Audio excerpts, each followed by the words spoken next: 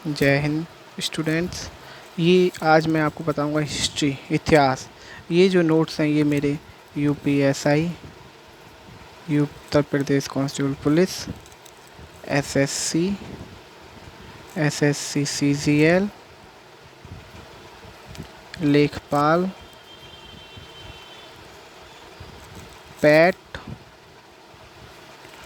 Railway इत्यादि, ये सभी के लिए हैं।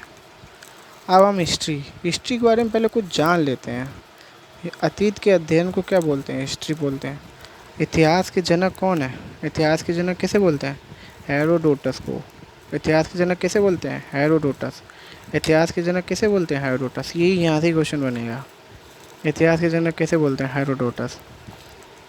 अब पुरातात्विक पुरातात्विक क्या होता है? पुरातात्विक व पुराना तत्व, यानी कि खुदाई के समय क्या मिलेंगे? कढ़ाई, सोना, उनके औजार, उनको क्या यूज करते थे, वो सब क्या आ जाते हैं? पुरातात्विक में आ जाते हैं।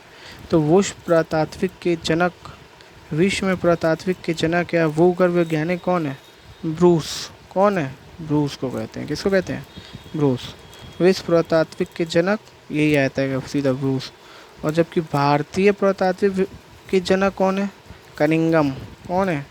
कनिंघम। भारतीय पुरातात्विक कनिंघम ने ही सबसे पहले खोदना स्टार्ट किया था। विश्व पुरातात्विक संग्रहालय कहाँ है? विश्व पुरातात्विक संग्रहालय का मीन्स है ऐसा संग्रहालय जिसमें सभी विश्व के पुरातात्विक तत्व रखे हों। वो कहाँ पे? कोपेनहेगन, डेनमार्क में।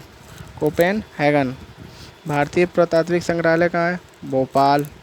अब ये भोपाल में भारतीय पुरातात्विक संग्रहालय का नाम क्या है?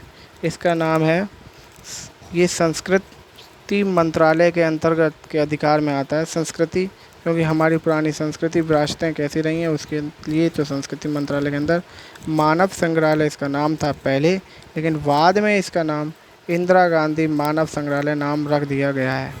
तो पूछ सकते हैं भारतीय पुरातात्विक संग्रहालय का कहाँ है? तो तुम बताओगे भोपाल में। कहाँ पे है? ठीक। इंदिरा गांधी मानव संग्रहालय कहाँ पे है? तो भोपाल में। अब कुछ वैज्ञानिक थे, कुछ इतिहासकार थे। क्रिश्चियन थॉमसन ने कहा कि मुझे इतिहास के लिखित स्रोत पर नहीं, ये बोलते हैं जो पुरातात्विक तथ्य हैं हम उसी के आधार पर इतिहास को 3 खंडों में विभाजित कर देंगे। जबकि जॉन ब्रूस ने ये कहा था लिखावट के आधार पर हम इतिहास को 3 खंडों में बांट सकते हैं। किस पे ये आ सकता है? थॉमसन। किसने कहा था पुरातात्विक तथ्य स्रोत के आधार पर हमें 3 भागों में बांट देंगे? तो कौन था? थॉमसन। ये जे थॉमसन नहीं है, जॉन ब्रूस। जॉन ब्रूस को तो इतिहास की लिखावट के आधार पर उन्होंने बांटा। इतिहास को 3 खंडों में बांटते हैं। 3 खंड कैसे? इतिहास, पाक ऐतिहासिक काल, पाक ऐतिहासिक काल, आदि ऐतिहासिक काल और ऐतिहासिक काल। कौन सा? पाक ऐतिहासिक काल, आदि ऐतिहासिक काल और ऐतिहासिक काल। आखिर में ये पाक ऐतिहासिक काल। अब पाक ऐतिहासिक काल में भी 4, इसको किस में बांटा गया? 4 में। कौन कौन से?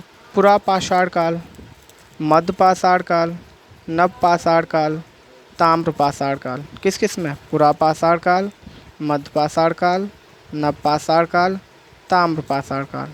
जबकि आदि ऐतिहासिक काल को 3 में बांटा गया, सिंधु, कांस्य, हड़प्पा। ऐतिहासिक काल को प्राचीन काल, मध्यकाल, आधुनिक काल, नेहरू काल और विश्व। तो यहाँ से ही बोलते नहीं प्राचीन काल से पढ़ना, तो प्राचीन काल एक ऐतिहासिक काल के अंतर्गत से स्टार्ट होता है। अब देखते हैं पार्क ऐतिहासिक काल किसे बोलते हैं। पार्क ऐतिहासिक काल, इसमें मानव ना पढ़ना जानता था ना लिखना जानता था। जब पढ़ा लिखा नहीं होगा तो हमको कुछ पढ़ा लिखे वाले ऑब्जेक्ट नहीं मिलेंगे। तो इसकी जानकारी हमें केवल किससे मिलती है? पुरातात्विक साक्ष्य। किससे मिलती है? पुरातात्विक साक्ष्य। पुरातात्विक साक्ष्य जैसे कि वो क्या यूज करते थे, वो घड़ा कैसे यूज करते थे, वो पहनते क्या थे, वो ओढ़ते क्या थे, वो खाना किस में पकाते थे, औजार कैसे थे। तो यही सब किस में आ जाते? उस विनिमय की वस्तु क्या थी, क्या सिक्का कैसे चलते थे, है ना। ये सब क्या आ जाते हैं? पुरातात्विक विभाग के अंतर्गत आ जाते हैं। इसके अंदर पाषाण काल को रखते हैं। किस में रखते हैं? पाक ऐतिहासिक काल में कौन से होते हैं? तो इसके अंदर क्या आता है? पाषाण काल। पाषाण काल, पाषाण मीन्स क्या होता है? पत्थर। क्या होता है? पत्थर। अर्थात वह समय जब मानव पत्थर के औजार व हथियार का प्रयोग करता है। अब औजार ऐसा तो है नहीं सीधा आदमी औजार उसका बना लेगा लोहे का। उसने पत्थर के औजार, पत्थर के ऐसे भी नहीं है वो एकदम बढ़िया बना लेगा। वो सीधा सीधा बड़ा पत्थर रखता था। बड़ा पत्थर, बड़ा पत्थर, फिर छोटा पत्थर, फिर पत्थर का औजार, उसको नुकीला बना के। तो ऐसे ऐसे वो सीखता गया धीमे धीमे। अब ये देखो,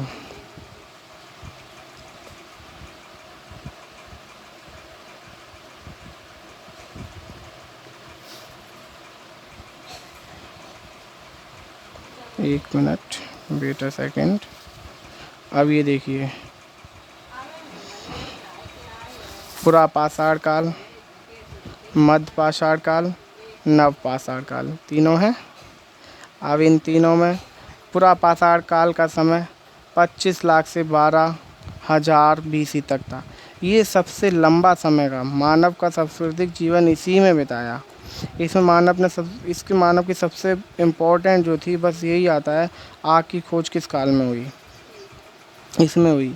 इसमें मानव क्या करता था? खाद्य संग्राहक था, केवल खाना बदोश जीवन जीता था, तब जानवरों की बात है। और उसका कोई उद्देश्य नहीं था, पेट भरना उद्देश्य था। अब जैसे जानते हैं मानव जाति का पालना कैसे बोलते हैं? अफ्रीका को बोलते हैं मानव जाति का पालना, अफ्रीका।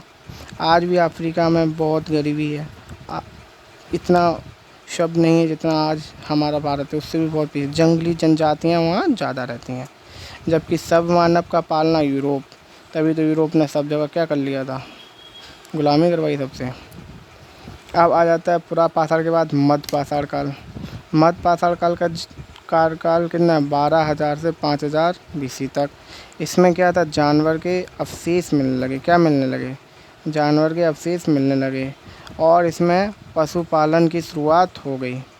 पशुपालन की क्या हो गई? शुरुआत। पशुपालन की शुरुआत के साक्ष्य में कहाँ से मिलते हैं? आदमगढ़। यहाँ पे पशुपालन व्यवस्थित तरीके से नहीं होने लगा, केवल पशुपालन की क्या हो गई? शुरुआत हो गई। क्या हो गई? शुरुआत। पत्थर के औजार छोटे छोटे होने लगे। अब यही बोलेंगे पत्थर के औजार किस काल में छोटे छोटे होने लगे? तो हमारे मध्य पाषाण काल। माइक्रोलिथ, इसे क्या बोलते थे? माइक्रोलिथ। खेती अव्यवस्थित थी, खेती व्यवस्थित तरीके से नहीं होती थी, अव्यवस्थित थी। अंत्योष्टि कार्यक्रम होने लगे, अंत्योष्टि संस्कार चालू हो गए। अंत्योष्टि संस्कार किस काल में किस समय या काल में चालू हो गए? मध्य पाषाण काल में। याद रखना, अंत्योष्टि कार्यक्रम। ठीक है। यहाँ पे हमें सराय बहादुरगढ़ यूपी से हमें कुछ साक्ष्य मिले हैं, भागौर राजस्थान से मिले हैं। बस इतना ही था। क्या था इसमें?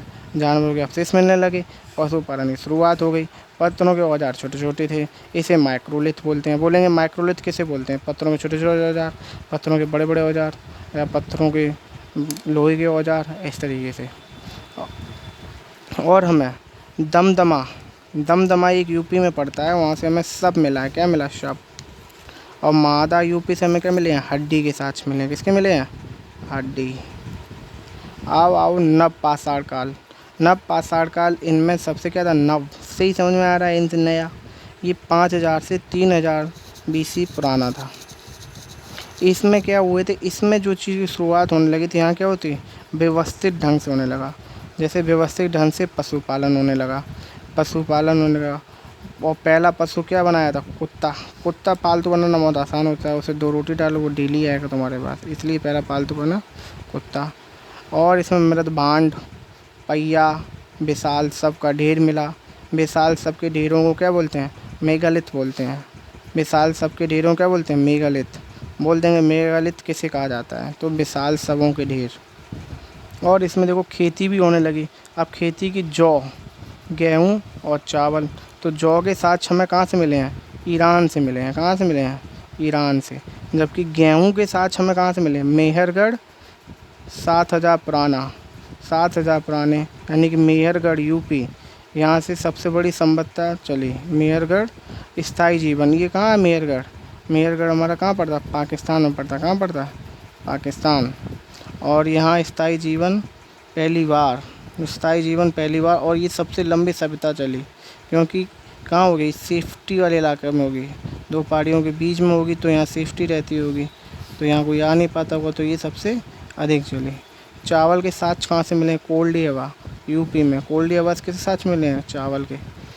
और यहाँ पे मृदवांड, गेरू वर्डी मृदवांड मिले। कैसे, गेरू, जैसे हम कहते हैं गेरू ले आओ, गेरू की पुताई कर देते हैं, वही गेरू वर्डी मृदवांड। गेरू बहुत आसानी से उपलब्ध थी, तो गेरू वर्डी मृदवांड। इसके साथ कहाँ से मिलते हैं, हस्तिनापुर, हरियाणा। हस्तिनापुर कहाँ से, हरियाणा से। अब इसके बाद खुदाई होती रही, खोज होती रही, तो हमें लोहरादेव मिल गया। अब पहले चावल के साथ कहाँ से मिले थे, कोल्डेवा, जबकि लोहरादेव 8000 पुराना। कहाँ, चावल। तो अब आ सकते हैं सबसे पुराने खेत साक्ष कहाँ से मिले चावल के, तो और लोहरादेव और कोल्डेवा, तो हम किस में लाएंगे, लोहरादेव। किस में लाएंगे, लोहरादेव, क्योंकि ये क्या है, सबसे पुराना अब हो गया है। मेहरगढ़, देखो अब मेहरगढ़ कहाँ था, सुलेमान और किरदर पहाड़ियों के बीच में था। कहाँ था, सुदर और पहाड़ियों के बीच में।